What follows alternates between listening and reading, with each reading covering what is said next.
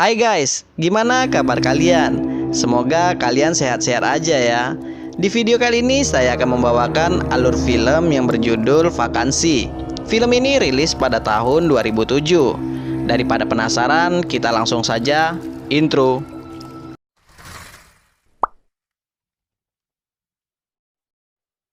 Di awal film kita akan diperlihatkan sepasang suami istri yang bernama David dan Amy.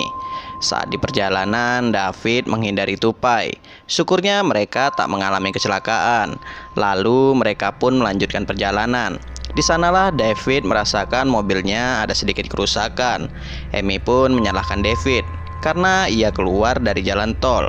Namun David yakin bahwa ini adalah jalan pintas yang benar. Setelah beberapa saat, David pun merasa menyesal karena memilih jalan ini. Karena jalan ini sangatlah sepi dan tak ada sinyal. Lalu mereka pun menemukan sebuah SPBU. Di sana David berencana akan meminta tolong kepada seseorang untuk memperbaiki mobilnya. Dan tiba-tiba saja datanglah seorang pria. Pria ini pun berusaha untuk menolong David memperbaiki mobilnya. Namun sayangnya pria ini tak memiliki alat dan super part yang lengkap untuk memperbaiki mobil David. Akhirnya David dan Amy pun memutuskan untuk melanjutkan perjalanan mereka. Namun sayangnya saat di tengah jalan, mobil mereka malah mogok. Mau nggak mau mereka pun harus kembali ke SPBU tadi. Ternyata di belakang SPBU tadi terdapat sebuah motel. Baru masuk motel, mereka mendengar suara jeritan wanita, dan itu membuat Amy menjadi takut. Dan resepsionis motel ini bernama Mason. David pun mengatakan, ada apa di dalam sana? Ternyata Mason hanyalah menonton sebuah film. David menanyakan, apakah di dekat sini ada sebuah bengkel? Mason pun menjawab, di sini ada sebuah bengkel yang berjarak 20 mil dari motel ini. Namun pada malam hari, bengkel tersebut sudah tutup. Dan bengkel itu akan buka di pagi hari. David pun mencoba meminjam telepon Mason. Mason mengatakan, di sini hanya ada telepon umum. Lalu David pun membeli koin telepon ke Mason. Mason pun mengingatkan lagi, percuma jika kalian telepon bengkel itu, karena bengkel itu sudah tutup. Lalu Mason pun menawarkan sebuah kamar untuk mereka. David dan Amy setuju untuk menginap di motel tersebut. Kamar di motel ini fasilitasnya di bawah standar. Kamarnya banyak kecoa, airnya kotor, dan lain-lain. Ternyata David dan Amy ini memiliki masalah rumah tangga yang sangat serius, sehingga mereka berencana akan bercerai setelah sampai berada di rumah mereka nanti. Tak lama setelah itu pun mereka terganggu akibat suara berisik yang ditimbulkan dari sebelah kamar. Karena penasaran, David pun berencana akan melihat kamar sebelah. Dan David pun menegur orang sebelah. Namun tak ada jawaban dari kamar sebelah. Yang ada kamar sebelah malah memukul pintu dengan sangat kuat. Karena tak tahan lagi, David pun melaporkan hal ini ke Mason. Mason pun mengatakan bahwa tak ada tamu selain kalian.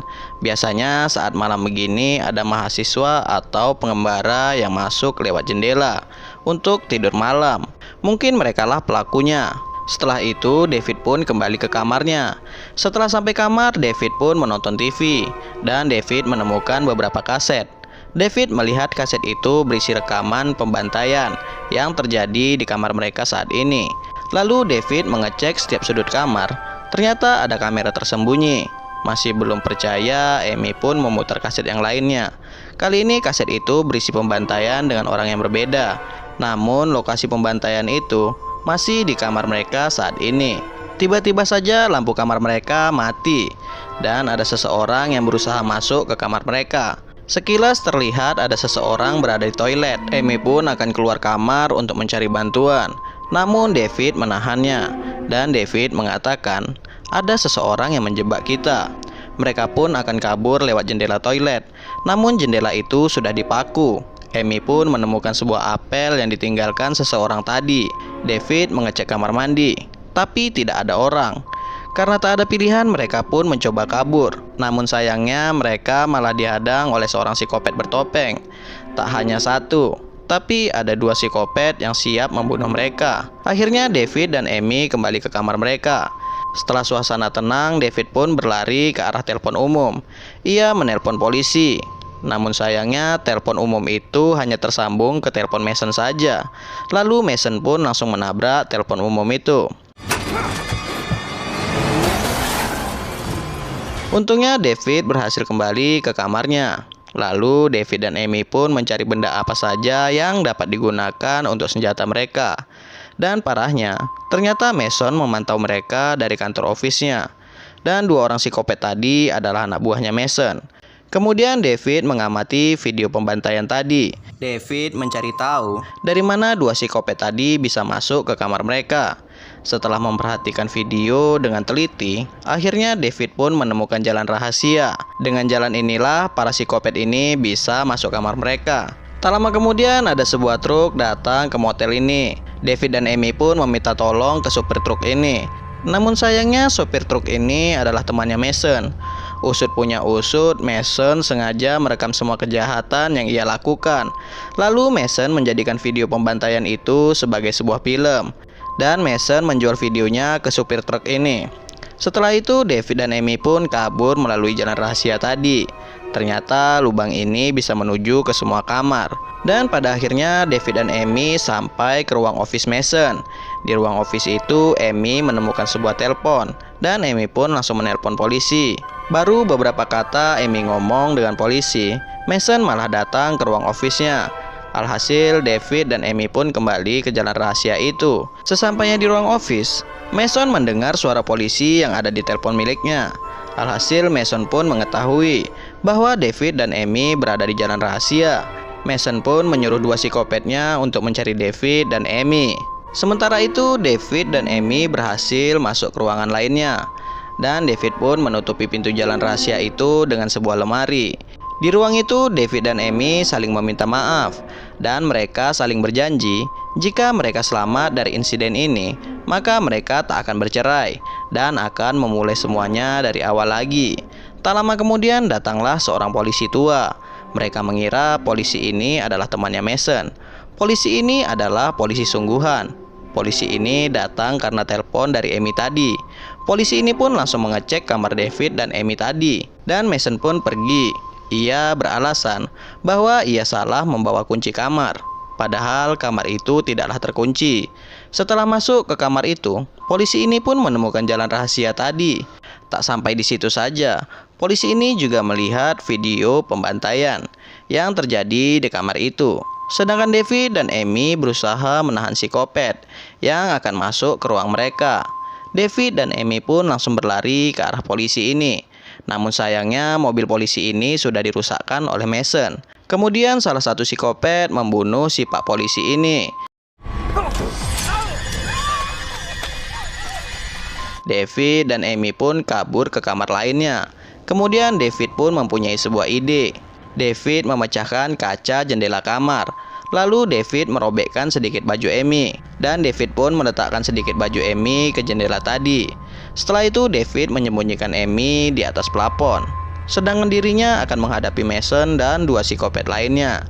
Namun belum apa-apa, David kena tikam oleh seorang psikopat. Sedangkan Mason mengira Amy berhasil kabur ke dalam hutan. Keesokan paginya Amy memutuskan untuk turun dari plafon. Tiba-tiba saja salah satu psikopat menyerang Amy dari belakang. Amy pun langsung berlari ke arah mobil Mason. Setelah berhasil masuk ke mobil Mason, datanglah psikopat lainnya. Akhirnya tanpa sengaja Amy pun berhasil membunuh dua psikopat sekaligus.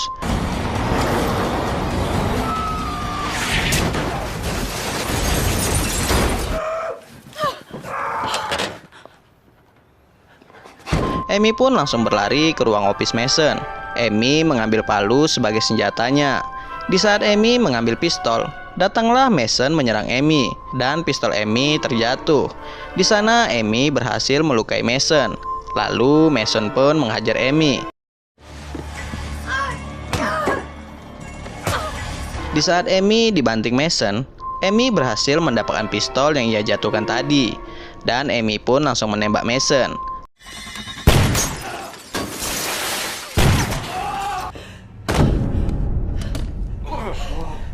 Setelah itu Amy langsung menghampiri David. Ternyata David masih hidup. Amy pun kembali lagi ke Mason.